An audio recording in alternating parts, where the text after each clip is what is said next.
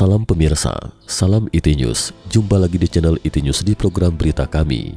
Hari ini, kami akan sajikan berita tentang rakyat Tiongkok yang baru saja mengalami dampak dari krisis listrik, kemudian dinaikannya tarif listrik yang menyebabkan kenaikan harga bahan kebutuhan. Sekarang mereka seakan digiring untuk memasuki gelombang pembelian berlebihan atau panic buying. Akibat anjuran Kementerian Perdagangan Komunis Tiongkok baru-baru ini yang meminta keluarga memiliki stok yang cukup untuk kebutuhan sehari-hari terutama bahan pangan. Simak berita selengkapnya. Baru-baru ini berita online menyebutkan bahwa panic buying terjadi di Chongqing, Henan, Jiangsu, Anhui, Shandong dan tempat-tempat lain.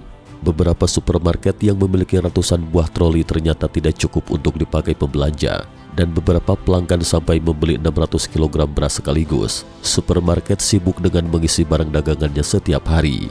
Pada 3 November, media lokal Hupai Tiongkok Cimut News membenarkan serangkaian berita terkait panic buying melalui wawancara di tempat. Laporan mengutip informasi yang disampaikan oleh seorang personel dari supermarket besar di distrik Tianning, kota Changzhou, provinsi Jiangsu memberitakan bahwa pagi-pagi sejumlah besar warga sudah masuk ke supermarket untuk membeli kebutuhan sehari-hari seperti beras, mie, minyak dan lainnya.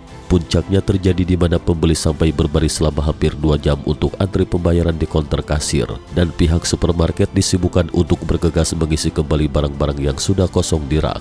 Karena itu pembelian online terpaksa dihentikan karena sejak 3 November pagi sudah ada warga yang memesan barang belanja secara online yang sulit dapat dipenuhi. Menurut staf supermarket besar di kota Chitong, provinsi Jiangsu, sejak 2 November sore sejumlah pelanggan masuk supermarket untuk berebut membeli beras, tepung dan barang-barang pokok lainnya. Saat ini tidak banyak stok pangan di rak dan supermarket belum sempat mengisinya. Kebutuhan sehari-hari di berbagai supermarket di kota nyaris ludes diborong pembeli. Sampai-sampai toko kecil yang menjual bahan pangan pun kehabisan stok pada 3 November pagi. Seorang anggota staf sebuah jaringan supermarket besar di kota Pengpu, provinsi Anhui mengatakan bahwa begitu pintu dibuka pada 3 November pagi, sejumlah pelanggan langsung masuk supermarket seperti sedang melakukan kegiatan promosi. Persediaan beras nyaris habis diborong pembeli. Di sebuah supermarket besar di distrik Saping, kota Chongqing, panic buying sudah mulai terjadi sejak 2 November sore hari. Beras, minyak, biji-bijian, daging babi, dan tepung menjadi barang rebutan pembeli. Beberapa barang untuk sementara kehabisan stok. Beras di supermarket besar di Jalan Chaorong, distrik Yuchong pada dasarnya telah terjual habis sampai tepung pun nyaris tidak tersisa.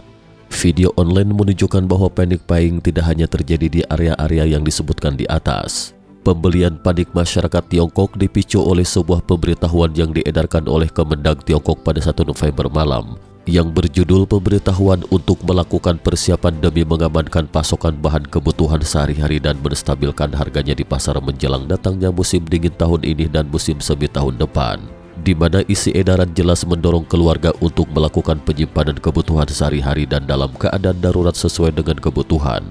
Meskipun pejabat Kementerian Perdagangan naik panggung China Central TV malam itu untuk membantah rumor, sambil mengklaim bahwa pasokan bahan kebutuhan sehari-hari tidak bermasalah bahkan terjamin, tapi suaranya tidak cukup untuk mengurangi kepanikan masyarakat. Panic buying jelas terkait dengan melonjaknya harga saat ini dan kelangkaan pasokan di daratan Tiongkok. Namun sebagian kalangan menduga ini mungkin juga ulah pemerintah untuk menciptakan suasana panik. Bisa jadi itu adalah tindakan terselubung untuk mendongkrak naik permintaan domestik. Sekian berita IT News hari ini. Terima kasih telah menonton dan silakan subscribe channel ini dan bagikan ke teman-teman Anda. Jika Anda memiliki opini silahkan beri komentar di bawah ini. Sampai jumpa.